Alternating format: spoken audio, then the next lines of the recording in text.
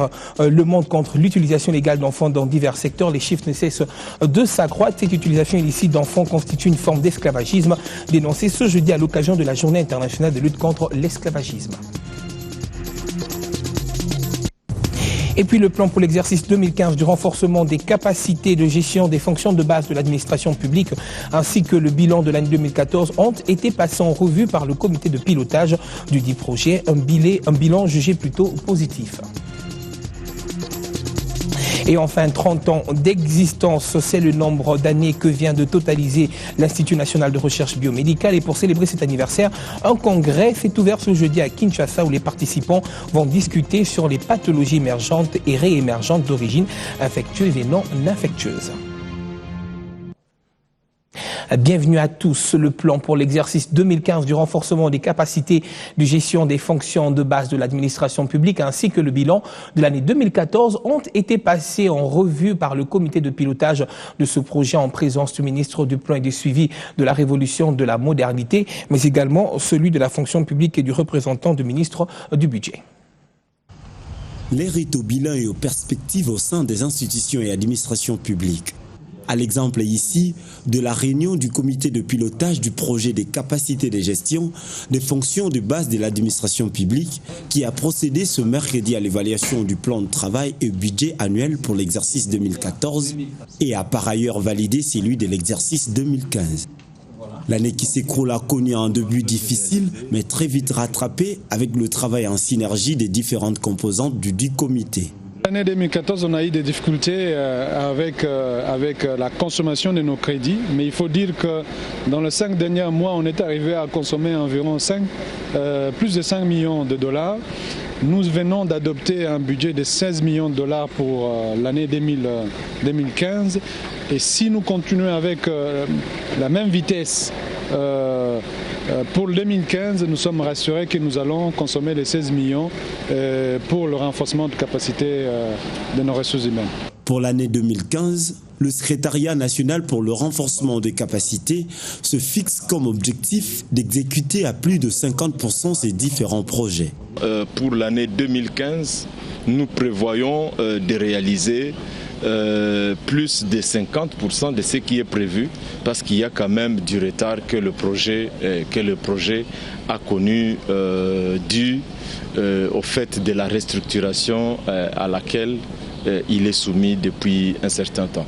Les prévisions budgétaires de l'exercice 2014 se chiffraient à 13,6 millions de dollars américains et qu'au 30 novembre 2014, les réalisations du PTBA sont de l'ordre de 5,49% de dollars américains, soit un taux d'exécution de 42,2%. À noter également que le taux de décaissement est passé de 35% au 30 janvier à 46,6% au 30 novembre 2014 et l'équipe dirigeante entend franchir le seuil de 50% au 31 décembre 2014. Et parlons finance avec ce séminaire de sensibilisation sur l'acte uniforme révisé relatif aux droits des sociétés commerciales et du groupement d'intérêt économique. Un atelier dont l'objectif est de renforcer bien évidemment les capacités des professionnels du droit et des chiffres sur la question du système OHADA. Et la rencontre se tient à l'Hôtel Royal dans la commune de la Gombe. Images et commentaires. Organisé par le secrétariat permanent de l'OHADA en partenariat avec la Commission nationale OHADA, cet atelier de sensibilisation sur le thème l'acte uniforme révisé relatif aux droits de sociétés commerciales et du groupement d'intérêt économique arrive après une longue série de sensibilisation, de vulgarisation qu'entreprend l'OHADA depuis plus de 2 ans, preuve du dynamisme de l'OHADA. Ce séminaire témoigne aussi du dynamisme de l'OHADA.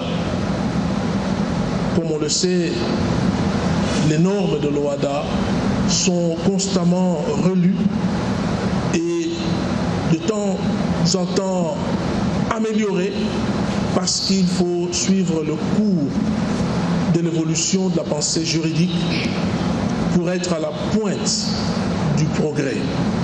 Par cet atelier, la RDC prouve à suffisance son engagement constant et continu à l'OHADA. Ce choix n'est pas fortuit. Il est motivé par l'engagement constant et continu de la République démocratique du Congo pour la cause de l'OHADA. Il n'est nul besoin d'indiquer que votre beau et magnifique pays ne ménage aucun effort pour le rayonnement et la réussite de notre organisation communautaire. Le ministre de Justice qui a ouvert cet atelier appelle au devoir de responsabilité sociale qui est le devoir de restitution après la formation. Il est important que tout le monde puisse bien connaître la loi qui est l'acte uniforme en l'occurrence sur les droits de ces sociétés tel que ça a été révisé. Surtout que c'est une révision qui nous a permis, en tout cas nous en tant qu'espace communautaire de l'OHADA, d'améliorer nos techniques juridiques, d'intégrer les nouvelles formes de modernité. Rappelons que la sensibilisation porte sur l'acte de 1997 révisé, modifié en 2014. Et autre chose, ils se sont fixés rendez-vous pour la relève de la gouvernance forestière en République démocratique du Congo. Il s'agit bien évidemment des experts des différentes structures qui ont pris part à l'atelier national pour le développement de la norme FSC pour la République démocratique du Congo, conformément à la version 5 des principes et critères de cette même structure. La RDC, deuxième poumon vert au monde, au premier massif forestier tropical d'Afrique, avec 60%, ne dispose encore pas des normes pour la certification de ces forêts. À la limite, le pays recourt jusqu'à ce jour à la norme sous-régionale, valable pour tous les bassins du Congo. Alors, pour pallier ce déficit, l'atelier national pour le développement de la norme FSC pour la RDC, conformément à la version 5 des principes et des critères du FSC, s'impose comme remède. Pour certains de ces bois, la coupe n'a pas été faite en respectant le droit des populations locales, l'environnement, etc. Donc ce sont des pressions qui sont mises par les organisations non gouvernementales environnementales sur les cargaisons de bois de RDC sur les marchés européens. Et donc ça bloque finalement les sociétés forestières de RDC pour pouvoir vendre les produits. Et donc du coup, être certifié FSC, ça leur permettra de sécuriser les marchés, de répondre positivement aux attentes des ONG environnementales et surtout donc de continuer à vivre, de développer leurs activités ici et de gagner de l'argent. Pour ce conseil de surveillance des forêts qui opte pour la promotion d'une gestion responsable des forêts, la cible est les sociétés d'exploitation forestière, ce en vue d'un marché sécurisé. Il y a d'énormes contraintes sociales, donc la société d'exploitation forestière doit respecter les droits des populations locales et autochtones et doit mettre en place un programme de promotion du développement socio-économique local, donc c'est extrêmement contraignant pour une société. C'est coûteux aussi puisqu'elle doit répondre à la plupart des textes des conventions environnementales internationales, donc oui, c'est contraignant, c'est cher. Le certificat FSC est certes un outil visant à relever la gouvernance forestière. Je vous l'annonce à l'ouverture de ce journal, nous sommes le 4 décembre et c'est la journée consacrée à la lutte contre l'esclavagisme et une autre forme d'esclavagisme qui sévit dans le monde mais également en RDC est l'enrôlement des enfants dans les groupes armés. Selon des chiffres, ils sont plus de 250 000 enfants exploités dans le monde et ils sont évalués à plus de 2000 enfants qui se retrouvent enrôlés dans différents groupes armés en République démocratique du Congo. Récit signé Christian Elongo. En RDC, un grand nombre d'enfants sont encore exploités comme enfants soldats par des groupes armés. Ils sont utilisés comme cuisiniers, porteurs des fardeaux lourds ou encore escortes et combattants. De jeunes filles sont enlevées et transformées en esclaves sexuels. Plusieurs autres enfants sont soumis aux travaux forcés, notamment dans les carrières minières du pays. Cette journée de lutte contre l'esclavage permet d'en parler. Les victimes doivent être mieux protégées et ceux qui perpétuent ces actes doivent être traduits en justice. Au Congo, les groupes armés, les groupes rebelles utilisent encore comptent beaucoup d'enfants dans le rang. Et le fait que tout Thomas Lubanga qu'il soit reconnu, que les faits aient été confirmés en appel, je pense, renforce un peu l'idée et la nécessité de se mobiliser davantage pour lutter contre l'impunité. On estime à plus de 250 000 le nombre d'enfants exploités aujourd'hui comme enfants soldats dans une trentaine de zones de conflit dans le monde. La République démocratique du Congo en dénombre des 1000, dont un grand nombre de filles enlevées sont transformées en enfants soldats, abusées également comme esclaves sexuels. L'Organisation internationale pour l'immigration relève que chaque année, 700 000 femmes, filles, hommes et garçons font l'objet d'une traite transfrontalière et réduits en esclaves. On estime à 5,7 millions de nombre d'enfants soumis aux travaux forcés et asservis, ce qu'on appelle souvent asservétis pour dette. 1,2 million d'enfants victimes de la traite grossissent les lots de l'esclavagisme moderne.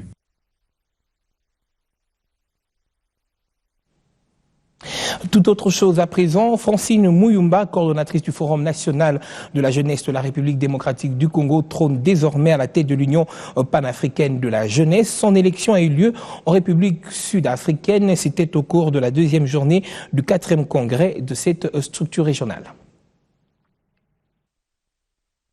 C'est pour la première fois depuis sa création qu'une femme occupe la présidence.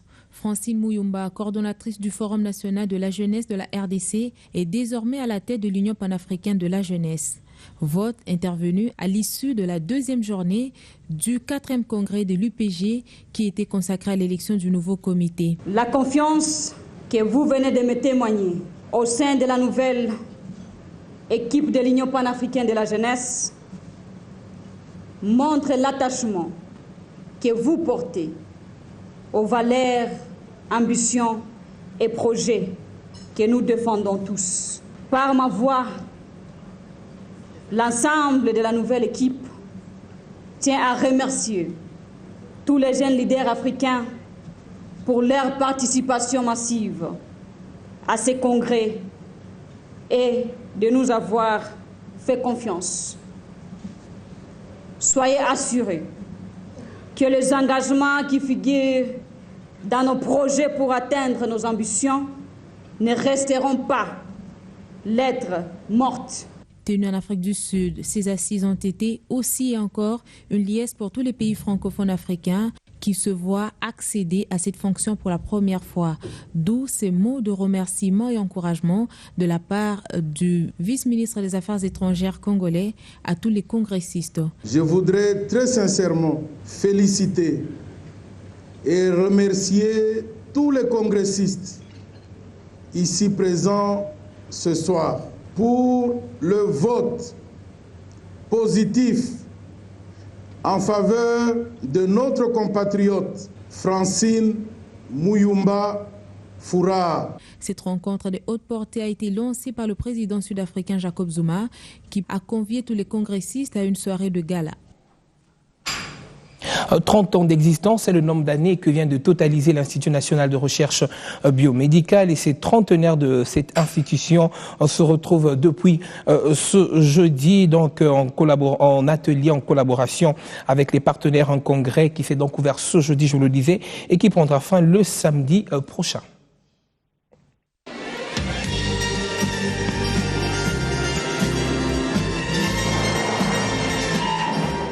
Était mis en musique ce jeudi pour une réussite totale de cet événement. Protocole participants, auditorium, aucun détail n'était laissé au hasard pour célébrer le 30 ans de l'Institut national de recherche biomédicale.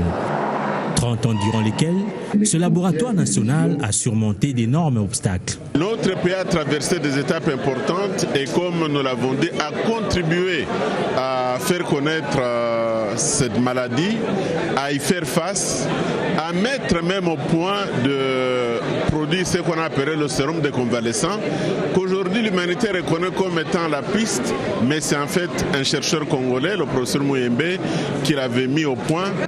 La barre reste élevée, mais il faudra beaucoup plus d'efforts pour l'avenir. On était au point de départ très bas, mais maintenant nous sommes en train de monter petit à petit et nous avons l'espoir qu'il y aura un appui un peu plus important pour que nous puissions améliorer nos conditions de travail. Et nous avons besoin également de transformer nos laboratoires pour que nous montions des grades en matière de laboratoire, ainsi attirer donc les chercheurs extérieurs. L'espoir, c'est également ce congrès de l'INRB organisé autour du thème « Pathologies émergentes et réémergentes d'origine infectieuse et non infectieuse » et dont la cérémonie d'ouverture a été présidée par le ministre de la Santé.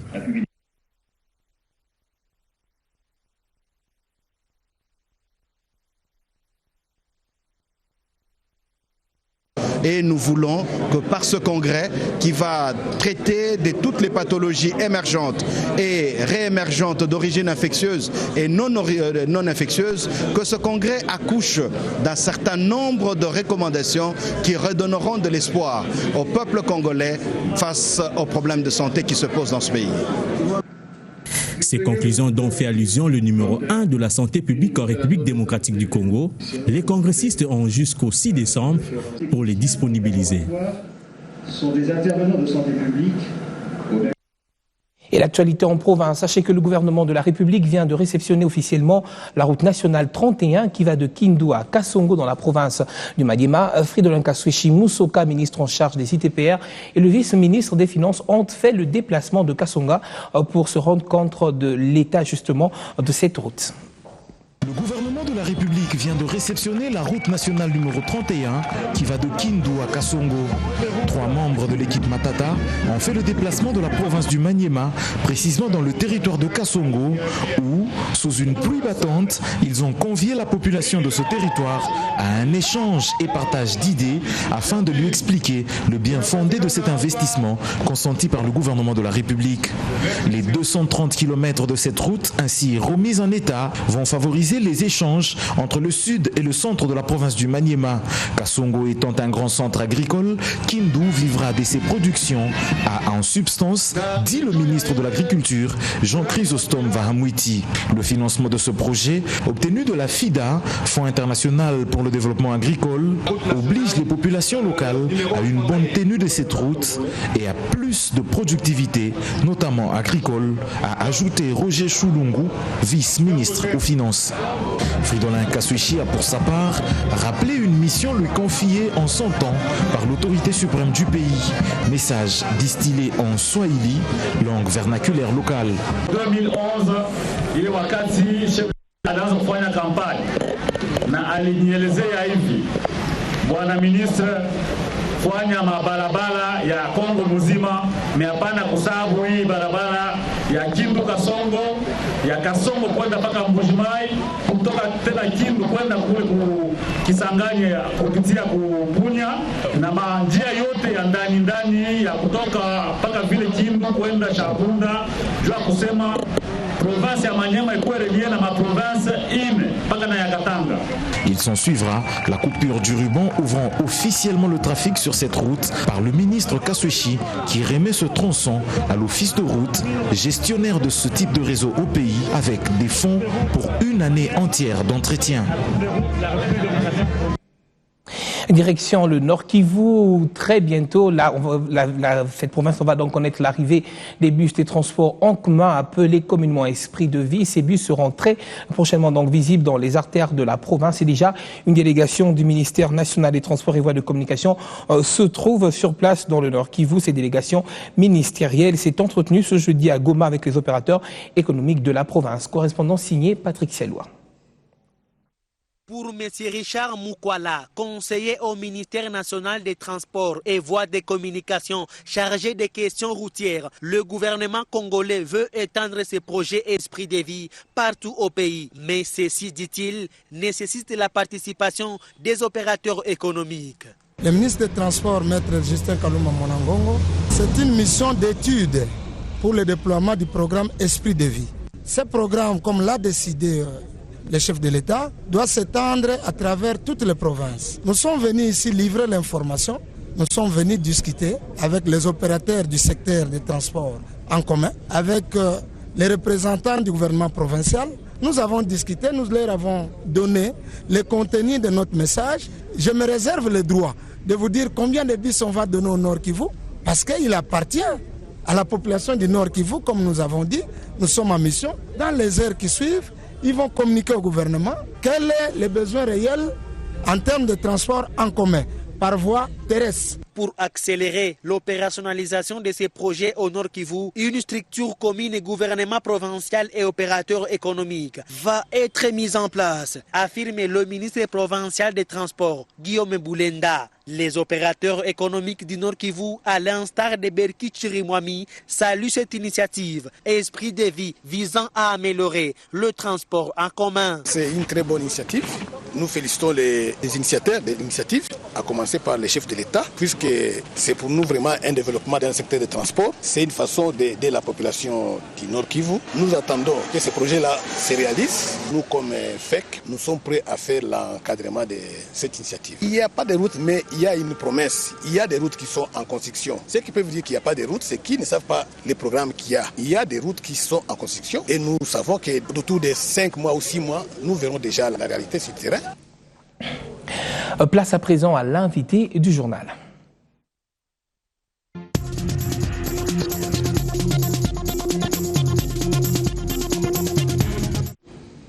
L'invité du journal reçoit pour vous ce soir monsieur Dr Moïse Mbila. Bonsoir et bienvenue. Bonsoir monsieur le journaliste, merci.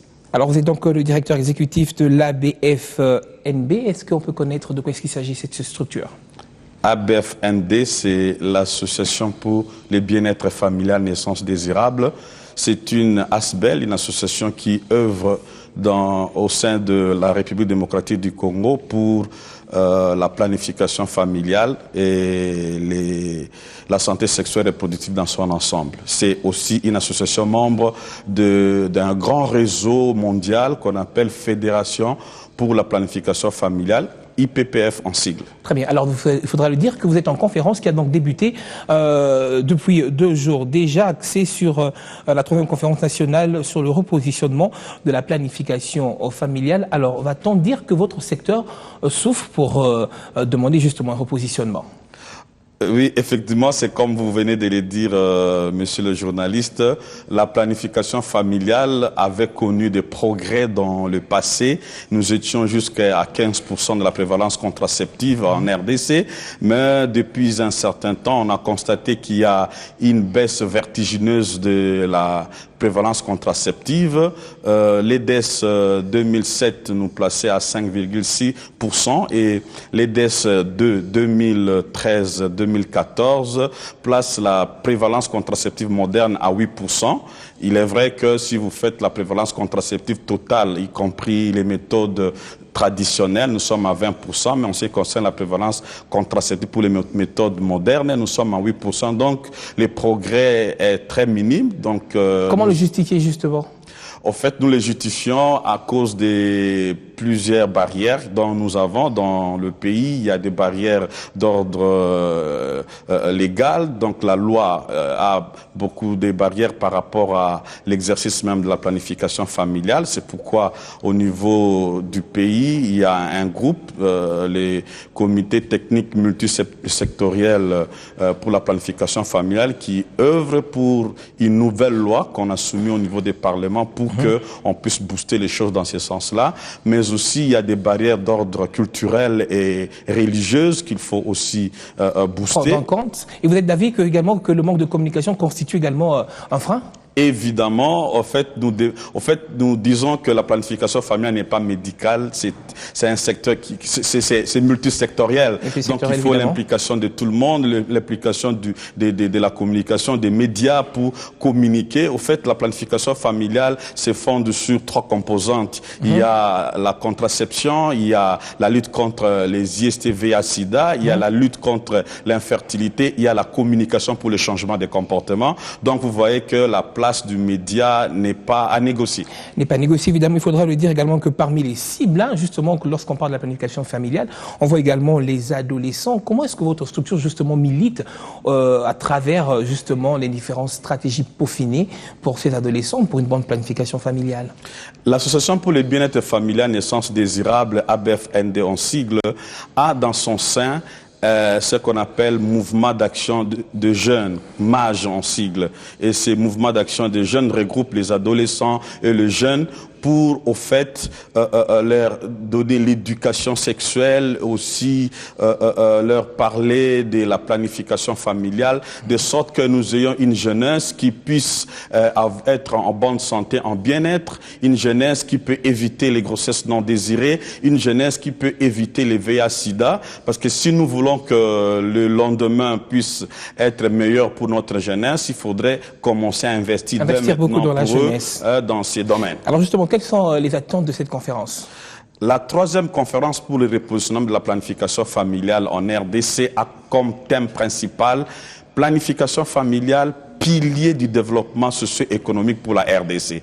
Et dans ces grands thèmes, nous avons 3 sous-thèmes que nous allons développer, que nous avons déjà commencé à développer. Le premier thème, c'est planification familiale et le dividende démographique. Le deuxième sous-thème, c'est planification familiale et la jeunesse, comme vous venez de me poser la question. Et puis, troisième sous-thème, c'est planification familiale et la religion. Dernière question, pourquoi la presse a été interdite d'accès? Je ne sais pas. Bon, vous savez, nous avons fait l'organisation pour avoir 350 personnes, mais nous sommes déjà au-delà des 350, au-delà des 430 personnes. Donc, vous voyez, pour des assises comme ça, il faut aussi contenir les gens. Mais il y a des journalistes, il y a les communicologues, donc c'est tous les secteurs qui sont Très invités. bien, docteur. Je vous inviterai aussi à venir. Docteur Moïse Mbila, je rappelle que vous êtes donc directeur exécutif de l'ABF-ND. Merci d'avoir répondu à notre invitation. Merci, c'est moi qui vous remercie.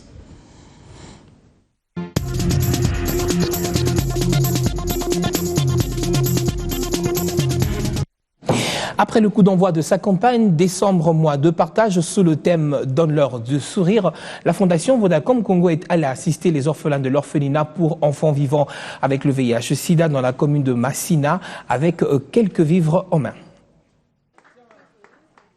Décembre, mois de partage. La société de télécommunications Vodacom Congo visite les personnes vulnérables sur toute l'étendue du territoire national. Ce mercredi, c'était le tour de l'orphelinat pour enfants de Sidaïen dans la commune de Massina.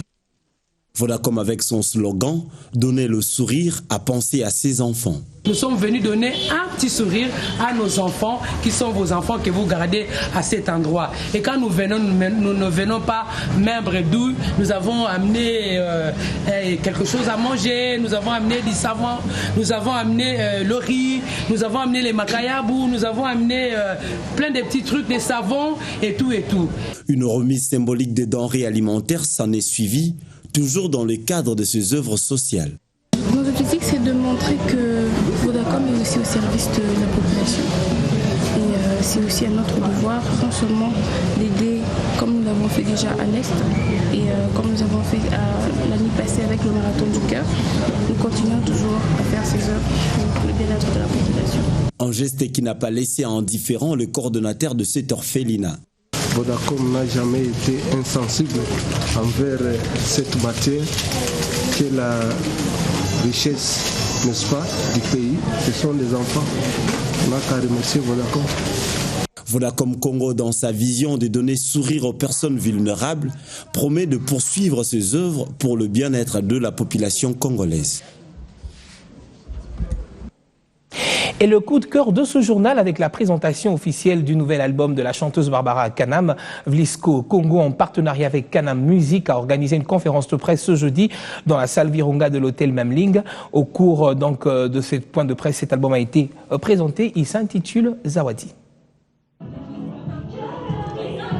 C'est dans une salle Virunga prise d'assaut par des journalistes que Vlisco, en partenariat avec Kanam Music, a tenu à présenter le nouvel album de Barbara Kanam, intitulé Zawadi, un album qu'elle veut tradit moderne. Je suis une artiste moderne, mais comme je viens de le dire, j'ai une identité, j'ai une culture, c'est ma tradition, c'est mon patrimoine. Et je pense que nous devons justement faire en sorte que notre culture soit connue à l'extérieur. Je suis habillée en Vlisco, que je remercie d'ailleurs, parce que je tiens à la tradition, mais en même temps nous sommes modernes et c'est l'image de ce que nous sommes aujourd'hui. Donc voilà, je voudrais la garder aussi, qu'on la retrouve dans ma musique et dans ce que je fais. Lorsque la musique se mélange avec le charme, le style et l'élégance donnent un tout harmonieux, d'où cet aperçu des titres qu'on retrouvera dans Zawadi. Là, dans cet album, vous allez retrouver des titres comme Polo, comme Tomé, qui sont purement traditionnels, où je parle de la vie dans nos villages. Mais vous avez aussi des titres tout à fait modernes comme Reste, qui sera d'ailleurs un titre que nous allons mettre sur trace d'ici janvier. C'est un titre qui est très moderne, qui fera danser, j'espère, le monde entier. Il y a des titres comme Si seulement, où j'ai chanté avec un Ivoirien antillais, qui s'appelle Marvin. Il y a des titres comme Oyebi, que j'ai chanté avec les Banasekat, qui sont très